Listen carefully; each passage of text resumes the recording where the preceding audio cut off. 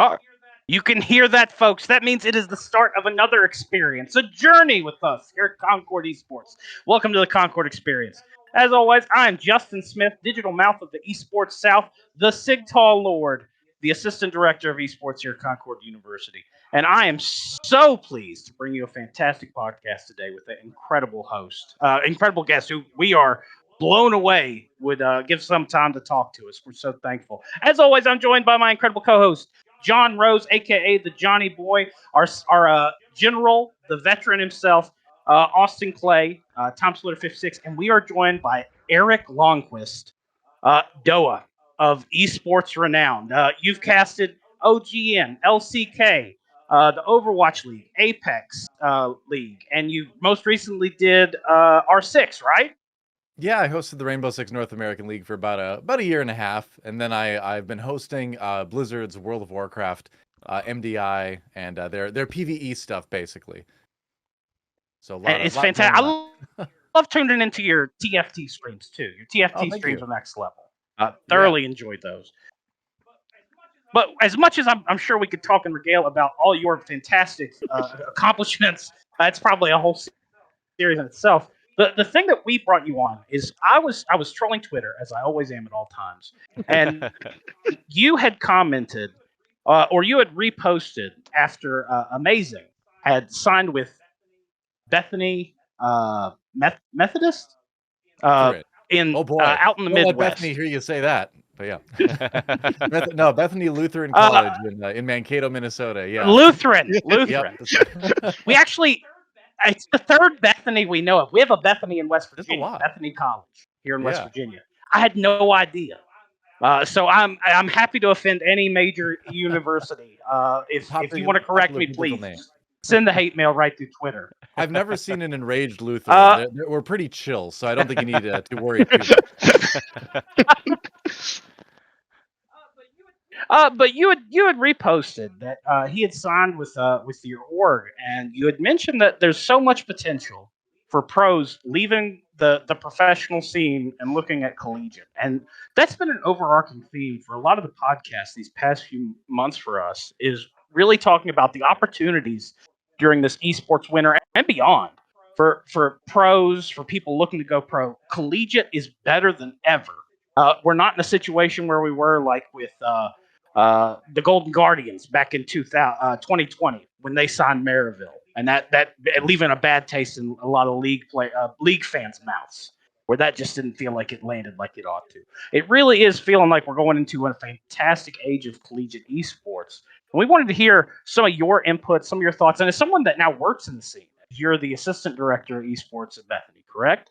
Yep, that's right. Yeah, associate director over there. I helped found the program back in 2017, I think it is. And but I was living in LA at the time, so I helped draft the document to put before the board to found the program and all that. But I've kind of just helped remotely up until now. My wife and I moved from LA up to Minnesota because we want to be close to family for the birth of our child in June, which has been great. And one of the side benefits is I'm able to get a little bit closer to that program, and actually, I drive down there once a week and help them out. So yeah, it's great to be involved more thoroughly. But they've got a director named Lucas Fricke over there who's just done an amazing job, especially on the League of Legends side of bringing a great team together. He's a former like a semi-pro player himself. He's a Spanish teacher, but when he was in Spain studying, he also played semi-professionally for one of the challenger or amateur, whatever it was at the time, the under pro, kind of league. So has a lot of league experience himself, and has leveraged that to great success. So yeah, he's doing a great job, and it's fun to help out. That's awesome. Well, we'd love to hear about success stories like that, and congratulations on bringing a little one. Oh, thanks. To this world, we're two dads here, and Austin takes care of us like children. That's always a good thing. Yeah, I think my wife did most of the work and the bringing the person into the world side of things. But I was there. I was there at least. Yeah, my little one will be a year old the day after Christmas. So, oh wow, that's awesome. Yeah. So what a birthday too. Yeah. So he's 11 months old currently. That's great. Yeah. My girl just turned. I got a 4 and an 8-year-old. So. Oh wow. Okay. So you're way ahead. Go ahead. Yeah. I'm actually backtracking into esports, but that's different. Hey, I'm So 40, man. Like I'm a esports dinosaur now, right? I don't feel that way. I think a sports commentator in their 40s is in their prime, but Yep. I don't know if the industry agrees, and we have to kind of bear Go that. with it. But yeah, my baby just turned 5 months, so that's where I'm at That's awesome. on that journey. Just to conclude that. That's awesome. God, that's fantastic. With I did want to just briefly shout out your one of the first accolades you have on Wikipedia on a lot of different references to you are StarCraft casting, and that is just it just feels like they're our students. We have 70 students here at Concord University Esports, and StarCraft just sounds like a native beast to them. They associate it with like Tetris level uh, esports. That's So, my thing. It's my uh, esport. I love it. Me too. I mean, uh, yeah. Go ahead. so what do you think that we could see that coming back? This is just I hate to get off topic before we even get into the topic, Oh but no, it's a great topic. with some other with other RTSs coming in, do you think we might see a resurgence of that? Yeah, I mean, I'm hoping so. Like, StarCraft is, I still say StarCraft is the best esport ever made. Like, there is nothing that tests you rather, on the dexterity side and on the mental side like that game does. Team games are great. League of Legends is fantastic and incredibly skillful and incredibly cerebral, but there's nothing quite like StarCraft, I think. And I think we're like primed for an RTS resurgence. I think people are tired of I don't want to say tired of team games, but I think they're ready to see some like good 1v1 competition again. And a lot of the RTSs that are in development right now have team elements to them that are kind of baked in a little bit more so than like 2v2 was in StarCraft back in the day. So they're making it easier to play with a friend as well. I'm very close with the people making a game called Immortal, Gates of Pyre, which is kind of the first RTS that's of the new era that sort of entered development. They're pretty far along in their alpha phase right now, and there's a lot of content out with their stuff. But very good game, very definitely a spiritual successor to StarCraft, and very interesting mechanics, interesting takes on the RTS genre. So there's that. Then you've got Stormgate, of course, which is one that a lot of people are talking about because it has a lot of the former StarCraft 2 people working on it. I know some people in the company rather. I've been to their offices. I've seen the game. It looks really excellent. The movement is fantastic. And so that's another great one to look out for. Obviously, there's a pedigree there. Yeah. And then you've got Zero Space, right? Which is the one that's being developed by former SC2 pros, largely. So you've got it seems like a very high level of emphasis on the competitive side of RTS, which is obviously like what we all love if we're all into RTS from the esports side. So that's very exciting. I know Cats is a big part of that. If you remember Cats from the SC2 days, and Scarlett, I've heard, is their lead balance designer, and she's obviously got a great mind for RTS competition as like one of the best non-Korean pros ever in Yeah. StarCraft.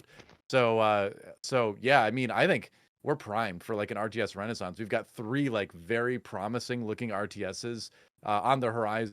So I would love it if all 3 of them end up being amazing and we just have tons of great RTS competition and it almost becomes kind of like fighting games, right? Where you can have a tournament with multiple RTSs and pros competing in multiple different games. Like I would love to see something like that. So I hope they all do well. They all look pretty good. So we'll see. But man, I'm ready to cast some more RTS. Like sign me up. I'm definitely down to get into any of those. So interestingly enough, you talk about pros developing that game, and that just Mhm. fits so well into what we're looking to talk about with landing spots after pro play. Let's start there. So we know that there's a resurgence of collegiate right now, especially with the effects that are happening in like the Overwatch League. A large amount of players looking for homes after that ended. The NACL, when so many of the pro orgs left, with the exception of like TL and whatnot. There's lots of talent in the pool right now that multiple colleges are competing in, and especially with D1 money getting into it, like WVU here in our own state. They're finally caring about esports, and they pick up 2 talented Rocket League rosters. They have a fantastic Valorant roster. What do you think are some career options that students could look at that would be impactful? Like you had mentioned, the pros making the game Mhm. for RTS. Do you think computer programming? What do you think are some natural transitions? What's amazing looking to go into? He's going to your school. If you could drop some secret leaks about what his majors are going to be, maybe a Yeah. class list so we can to enroll in those classes as well. I don't know where he's living yet, but I'll try to find out. But no, I think he's he's going to be pursuing a degree in psychology. So I think when it comes down to it, it's just like when a pro retires from traditional sports, which many of them do at a slightly older than traditional college age. A lot of them go into whatever field interests them. I mean, it's we all have like a life outside of esports too, right? Where it's like we like competition, we like it there, but we also have other things that we did. I went to college for studio art and communication. So that was my past life before esports. But then you've got people like Amon Green, who was a great running back for the Green Bay Packers for many years. Ended up being an esports director at Lakeland in Wisconsin, and now down at Nebraska. So we already have traditional pros doing that. But as far as like what what degrees they could get, I mean, really anything. I mean, yeah, if you have a lot of video games and you want to continue in video games, sure, something like programming is fine. Otherwise, if you're interested in esports, a lot of like broadcast communication degrees are going to be really useful there. But really, I mean, when it comes to former pros like looking to take that next step, it's anything, right? You may not ever want to touch games again, and that's perfectly fine. What more do you have to prove if you were a pro player, right? So I think what's important for colleges to do is provide the place to make the smooth transition, right? And that's what it was always so exciting to me about this idea, is that the former pro player can doesn't have to feel like they just completely discard that life, right? They can still use those skills, they can still play, they can still have fun with that. They can bring that huge breadth of knowledge from being a pro player and share that with the other students, with the school. There's a lot of value there. And then also be taking those next steps, right? So it's all about making that smooth transition to that next phase of life, whether that's in gaming or not in gaming. Going through the collegiate, I think, path is a great way to do that. That's always been my theory anyway. Now I guess we get to see, and I think Amazing is a great guy. He's a very smart person, who gets that he can't just kind of like rest on his esports laurels forever, despite being a fantastic jungler, right? And he knows, right? So I think he's going to do really well. I think it's going to be a great arrangement for everybody involved, and I really believe that could work for a huge majority of the former pros out there too. At whatever college they choose to go to. I do have a question along that same area, which is you keep saying former pros. I know there's some people think it's okay. Where do you fall on the camp? Do you think current pros or people who are like semi-pro and all that, should they be doing esports at the college level and also competing at like maybe the pro, semi-pro level or the pro level, or do you think people should only pick one or the other? I know some colleges let schools do where they can be on a pro team and also play for them. Or are you more talking mainly only about former pros, where you think that path of college is a viable option kind of thing? I tend to think that there should be a separation between professional play and collegiate play. It just doesn't sound right when you have someone who's on a pro team and then also playing for the collegiate team. That doesn't seem fair to the other schools that are in whatever tournament that they're a part of. And frankly, it doesn't feel fair to that student either, right? Because that's what they have to be thought of first, is if you're in college, you're a student, you're there to take classes, you're there to learn. Esports at that point is important but tertiary thing to what you're really doing, right? Because the point of college is to produce better human beings, right? To teach, to grow, right? And so that really has to be the focus, I think. I think it's very difficult to dedicate the time it takes to be a professional player and also try to get everything done on the college side of things. You're just going to end up probably doing both not that great. So I do think there needs to be a separation. The biggest reason is because that's what's going to be best for the individual. I think there's competitive integrity conversations to be had there too, but really we want what's best for this young person who, again, is trying to take their next steps in life. That's the priority, is what's best for them. You don't want to put them on the back burner and having them overcommit to too many things and then causing them Exactly. to have to decide a year later which one they have to pick, and now they're shooting themselves in the foot because now they have to pick one or the other. They can't have both now because they committed to too many things, which is something that we have learned here at Concord. Is we have students that will do like theater, they will do they'll be in the news station, they'll be doing esports for us, they'll be doing this, and this. And we have to help these students who are freshmen to slowly teach them, hey, pick 2 to 3 things, maybe not 20 things. Like, let's narrow down what you're doing at once. And a lot of times students struggle with understanding that, but because of college and because of the people that we have here, we're able to help them through that process. Yeah, and the point of college is to try things too, right? Yeah. It's a safe environment to mess up, to learn. So that's another reason why they probably should leave the professional side of things fully behind, because they aren't going to give themselves time to try all these different things and find out what they like. Frankly, I never would have found out that I had a love of broadcasting if I hadn't just decided to take an AV course because, why not? And I fell in love with it. I ended up working on an NCAA hockey broadcast that Bethany ran at the time, and still does actually. It's been going for over 20 years now. And that kind of spurred this sort of like love of broadcasting. And so I finished my art degree, and I ended up being a graphic designer for a little while. But I also had this real love of broadcasting that, when I got into StarCraft 2, I was like, yeah, let's get a microphone. Let's try to do some commentary. At that point, it was all for fun. But everything I learned, on the communication side, allowed me to have all that success professionally, and I wouldn't have known any of that if I hadn't had the time budget to try things. So it's important. That's awesome. So with regard to those transitions, though, going from pro play where you spend uh, uh, 12 to 16 hours per day, scrim lobbies, solo queue, champions queue, whatever the individual skill set might be that they're developing. What if you're a college administrator listening to this? What do they need to do to create the right atmospheres for success for players that are wanting to become academically focused while still using that esports scholarship or that academic incentive that they're receiving for being an esports student? What kind of environments do you think we need to be providing on the collegiate side? Oh, well, one of the things we do at Bethany to enforce that kind of healthy balance is that we hold the esports players to the same academic standards that we do the traditional sports players. And that solves all of it right there. You need to be going to classes. You need to be doing well in your classes. And if you don't, you're off the team. It doesn't matter who you are.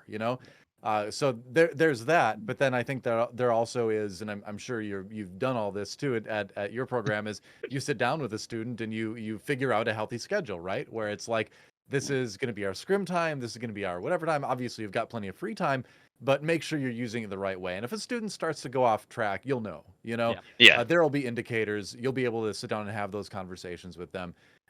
So I think setting that structure and then establishing those benchmarks that need to be hit, are two ways just off the top of my head that I've seen, work well as far as keeping people on track. Healthy amount of gaming, healthy amount of success on the collegiate playing side, but then a healthy amount of success in the classroom too. Now, we at Concord, we have a mental performance coach, and I know like people like Dr. Respawn. I'm terrible with the name, but the gentleman that worked with Astralis in CS:GO for 2 years during their drive through success in CS. They've made that a priority, and a lot of esports orgs pick up that kind of mental aptitude, mental performance coach. Do you think that there is a need for that in collegiate esports in order to facilitate this transition and make sure these students stay successful for the amount of time they need to? I Because think we're wanting 4-year careers out of these students, right? Yeah, for sure. I mean, I think in an ideal world, yeah, you'd have a staff like that. I think in reality, a lot of colleges, Bethany included, don't have the budget to have all of those positions be individual positions, right? And so that's a hat that the director is probably going to have to wear. And if you're going to run a program, you're just going to have to be the type of person that can solve those interpersonal conflicts from time to time, put out some of those fires and stuff. That's some of the things that I've helped out with. I was a RA for a couple of years when I was in college at Bethany, way back when. I'm the oldest of 8, so I've had a lot of and interpersonal communication was an interest of mine in college. So I've had a lot of experience with this stuff, and so that's I thankfully I don't have to do it a lot, but I have been able to sit down with students and solve things from time to time. Funny enough, before I went to Korea to cast professionally in 2011, my last job before I went into esports was tech support at Verizon Wireless. But I had done tech support for a few years at that point. I was in the advanced stuff, but I was so good at like calming people down that they put me in what was called the escalation queue. So when someone got really mad and they were like, "I want to talk to a manager," you wouldn't get a manager. You get me, because I was really good at just calming people down and coming to an agreement and solving things. So I think having that skill set is important for a leader within a collegiate program, because I mean, these are college kids. We Yeah. we were all there. Emotions are high. It's a time in your life where you become very passionate about everything, right? And so inevitably there are going to be conflicts. And so having someone on the staff, maybe not specifically for that purpose alone. I think at a bigger university, you'd probably want that. Well, you definitely want that. At a smaller university, it's something that probably is just going to be rolled into the director position or the associate director or something like that. We're lucky enough to have as a volunteer, one of our professors, a master's professor for social work, comes down 12 hours a week to help us with it. So luckily, that's how we were able to get her. It's just she wants to do it as a volunteer base. We don't have our school's like we don't have the money for that, so we found a way that we were able to get someone else to roll into their job duties, like you were saying. Used to be my job, but we were able to roll it into someone who has like training and background in handling those scenarios, kind of thing, which helped our program greatly by having someone in that position. Yeah, I mean that's a great point too. Is a college esports program needs to be esports in that it needs to be agile and scrappy and work with what it's got. We're this is the first year we've really kind of tried to get the broadcast side of things going at Bethany, which is my area of expertise, of course. And we don't have every resource in the world. We have really great facility considering, and the great thing about our school is there's a lot of opportunity for hands-on stuff that you don't get at like bigger schools. But we still have to work with what we've got, and so I had to emphasize that to the students. Let's be creative. Let's use this, and I think that applies to every aspect of an esports program where, find those volunteers, find the people that are willing to help out, just make it work, right? I mean, that's how esports got to where it was, before all the corporations came in anyway. Yeah, the fun stuff happens. Scrappy, and we made it work. Yeah, Yeah. exactly. It was punk rock. It was great. I do think that's one of the reasons that I couldn't agree more with the post that led to this is this being such a fantastic home for people who might have been snatched out of the more developmentally appropriate times to socialize, where they were spending all those hours in solo queue or in competitive play, where they haven't developed those interpersonal skills or had to develop threat management skills that you get in college. It's what makes collegiate such a fantastic home for people who are looking to transition careers in any point of life, much less esports. So that was fantastic. Now, if we are going to flip that on its head, and we're going to talk about people going from collegiate to pro, have you encountered that with your time at Beth? Yeah, we've had two of our league students go on to play for LCS teams, and one of them go on to coach Dignitas. So we have had students go that direction already, and play for academy teams and get some LCS actual time. So that's been great, and I mean, it can go both ways, and that's kind of the interesting thing about collegiate esports, right? Is you have students that are coming out of high school esports, going through collegiate and looking to play pro. And, I think soon enough, you're going to have a lot of pro players who have finished their careers and they're going kind of the opposite direction, right? Where they're coming to college to, move forward in their lives, right? But they're coming kind of from the pro instead of going to the pro. So where those groups of people intersect, there's a lot of great knowledge that can be shared. And that's where a lot of the benefit comes in. But yeah, I mean, we've been fortunate enough. Again, like I got to give a lot of credit to Lucas Fricky over Bethany for just being amazing as far as having an eye for talent and then really helping cultivate that talent. And yeah, so we've had some success there, and it's great to see. I mean, when you have a student go to play for a pro team, we had Yuji go to FlyQuest Academy, and then we had Bradley go to Team Liquid. Awesome. And then both of them got a little bit of LCS time too, I believe. But neither one of them finished their degrees, but to a certain extent, like that's still a success, right? For the program is that they got to the point where they got picked up, right?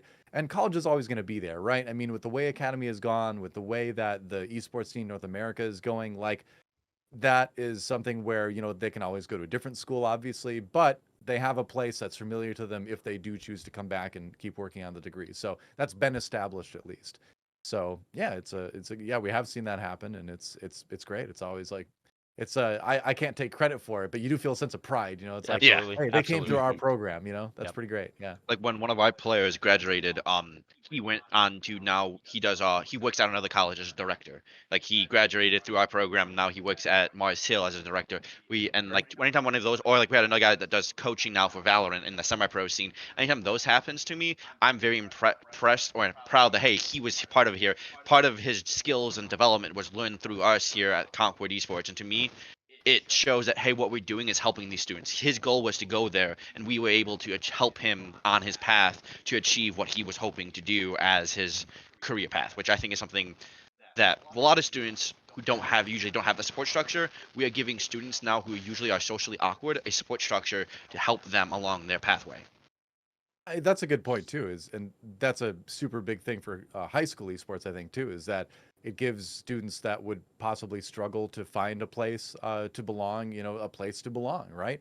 I run a casting internship for the Minnesota Varsity League, and I've done that. We're on our sixth semester, I think it is now already, of doing that, and it's great because you have some kids that they're not all socially awkward, but some are a little bit more, of course, like we all were, and Yeah, I getting to am. see them sort of break out of their shells and all that, and getting to talk to some of the parents, and I remember one of them who's become one of our best commentators, I would say, has come back after his internship was over and continued to work with us, and now helps other interns.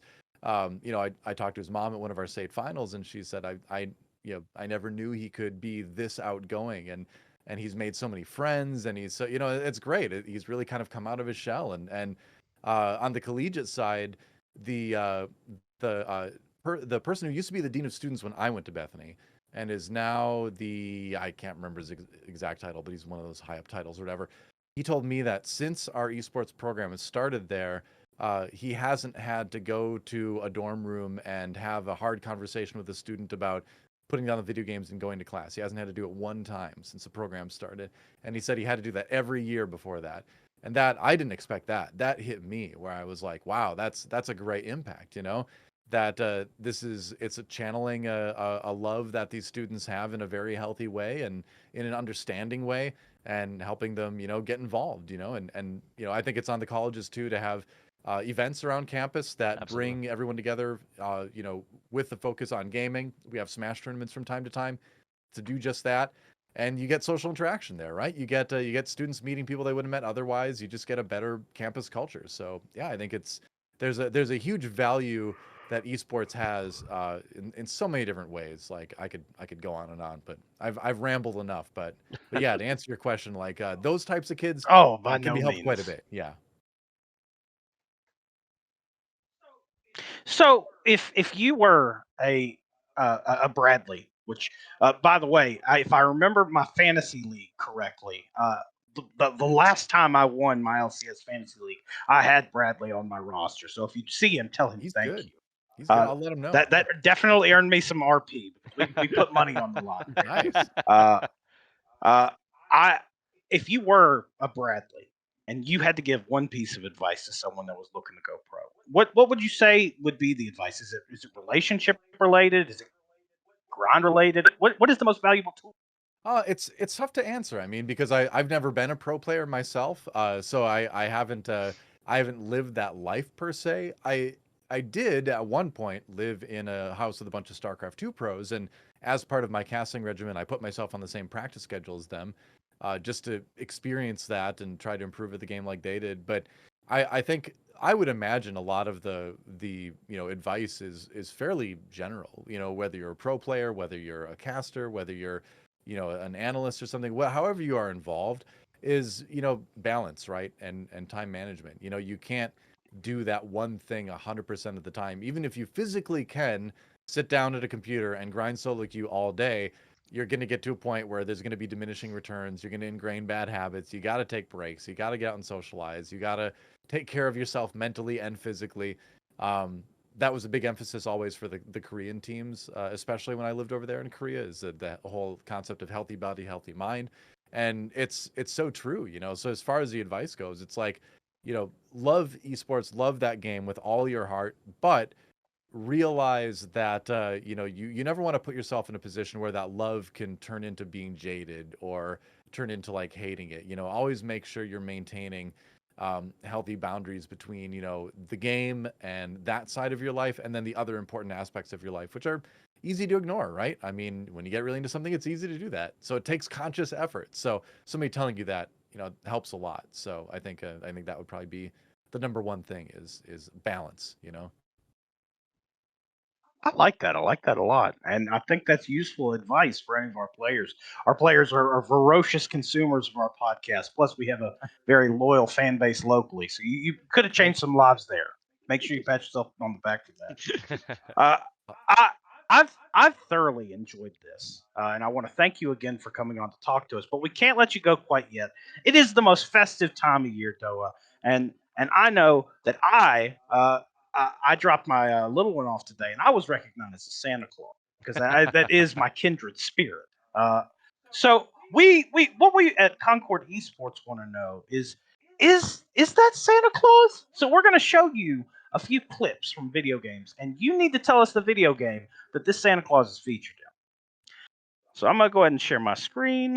All right. And we will get that going. He's doing that. Age of Empires was my RTS game of choice. Oh, I played Age a lot of that back in the day, yeah. There was an old Star Wars version. Do you ever play that? No, I know you're talking about. I haven't played it though, but I've seen it. It was like the 90s though. I was born at the end of the 90s. Oh, So there you go. Played a lot of those. All right, I'm going to make my screen. All right, Doa. We need to know. The first one, very easy. What game is this Santa Claus from? Oh, I mean, it's Santa Gragas. I mean, if I didn't know that one, I would have to retire like immediately. So yes, that's Gragas from League of Legends. Don't you love the old League of Legends splash art? By the way, they've done away with so much of that, but I love the slightly grimy feeling. Yeah, it's got a creepiness factor to it. Yeah. I love. Like, check out Lollipoppy, the old one. Yeah, Oh God, that's stuff of nightmares. it is. That was League of Santa. That was League of Legends. So this one, let's see if you can get this one. That art. Oh man, That I mean that is Santa. It is Santa, but it looks like it's from like Clay Fighter or something. I don't know. It's You're not wrong. But Okay. which one? I mean, the resolution looks slightly better. This doesn't look like an in-game image to me. This looks like a promotional image from something like Clay Fighter 64, possibly. But I think did they make a later one after that? I'm trying to remember. You hit the nail on the head, but they didn't call it 64. Oh yeah, it was Clay Fighter 63 and a third. So two for two so far. That was Sumo Santa. Nice. So you are quite astute on jolly old Saint Nick. Let's see how far you can get. Oh, that's what game is this Santa from? That's it's Secret of Mana, of course. Yeah, or Seiken Deketsu 2 if you are using the Japanese title. I have a sealed copy on the shelf over Oh, there. that's awesome. Doa, you are a jingle genius. It is Secret of Mana. That you are a Santa mastermind. Got two more left. Okay. Oh. It looks that looks like a Grand Theft Auto game graphically. I want to say, but I the thing is, I've never fully played through any of the GTA games. I played a lot of like Vice City, but I mostly just rode around on the motorcycle and tried to flip it. I didn't actually do the story. I would just play on my friend's account in college. But so I'm gonna guess it's a GTA game. By the way the polygons look, I'm gonna guess it's an older GTA game. Is it GTA? Is it GTA 3? Because I don't think it's Vice City. Is it a GTA game at all? That's my guess. Doa, you got coal for this question. This was from Shenmue. Oh, I've never played on the Shenmue. Dreamcast. Oh, all right, same era at least. Same era. Your deductive reasoning was on point. Just so close to a perfect score. But let's get that redemption arc in. Similar game. Last one. Oh, it's Where is the Santa Claus from? Well, I mean, originally it's from Tim Burton's The Nightmare Before Christmas, but in this case, I suppose, was it ever in Kingdom Hearts? I only played the first one, but that's the only, I mean, or was there a Nightmare Before Christmas video game even? I'm not 100% sure, but I mean, I believe that is a Nightmare Before Christmas Santa. But as far as what game it's from, aside from Kingdom Hearts, I'm honestly not sure. I'll leave it at that. Noah, you 100% got it. That was Sandy Claus himself from Kingdom Hearts 2. And canonically, all of these games are now in a shared universe. So I'm so excited to see the Sumo Santa in Kingdom Hearts 4 confirmed. It's inevitable. I mean, the game couldn't get any more confusing, so why not? You know? You got to make it more confusing. That's part of the lore. Exactly. Yeah. It might right the ship. It might right the ship. Well, Noah, it has been fantastic. We are so thankful for you coming on the podcast today. This is the point. Is there any pluggables? Anything you want us to be keeping our eyes on here in the immediate future? I guess not a ton. I do stream TFT Monday, Wednesday, Friday from 9 a.m. to noon Central Time. Because like early morning is the only time I have to do something like this, so I try to make the best of it. Cassette 10's awesome, so I really love playing TFT. I'll probably add some WoW into that now that season of Discovery is starting, which I'm extremely excited about. WoW Classic, I'm like M+, so I kind of want to do some WoW too. But yeah, that streaming. I do a Star Wars Unlimited podcast called Wampa Radio with Flake and Charmer. Star Wars Unlimited is a new Star Wars TCG that's coming out next March. And so we're doing a podcast for that every week. It's going to be awesome. That game looks really good. That's awesome. And I love Star Wars card games. I love card games and Star Wars. They're coming together. I also do Nerd Legion with Monte Cristo, where we have all of those conversations that we used to have during the laning phase in the LCK. Now we've just made a show out of it where we just talk about whatever new nerd content is out. We did an episode on Surf Ninjas recently. Our finale for the Loki season 2 watch through is coming out soon. And we're watching Scavenger's Reign next, which is going to be interesting. So there's that. Man, am I missing anything? Probably. I don't know. If there's anything else, I apologize to anyone else who might be a part of it. But that's the stuff to keep an eye on. It's been a pleasure. Thanks for having me on. I think it's great to see so much enthusiasm in collegiate esports. I mean, with the state that the professional scene is in right now, like scholastic esports, high school and college is my refuge, man. Like, I mean, it's so hard to not get jaded with the way that the professional industry is happening right now. And so it's really awesome to see that high school and collegiate is thriving, because the problem with esports professionally is not esports. It's the bad business decisions that have been made around esports in the last 6 years. Esports itself has never had more fans. The games have never been better. So, the problem isn't esports. The problem is the people making the decisions around professional esports right now. If we can get rid of them, we'll do a lot better. I digress. Be good for the scene. Yeah, but keep killing it. Probably be better for the players too. It'd be better for everybody. It'd be better for the casters, but that's a whole different podcast. But yeah. Well, fantastic, John. Anything we need to plug? As always, our socials, merch link, follow Doodly Doo down below. I have all the links in it. We'll put Doa's stream link down there as well.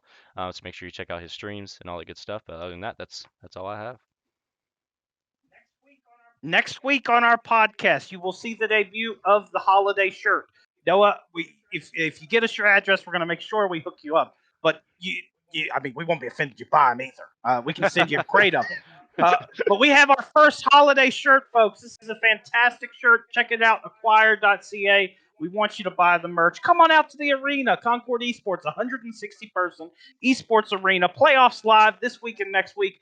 Doa, again, thank you so much. Folks, we appreciate you, and we hope you have a fantastic day. Take care.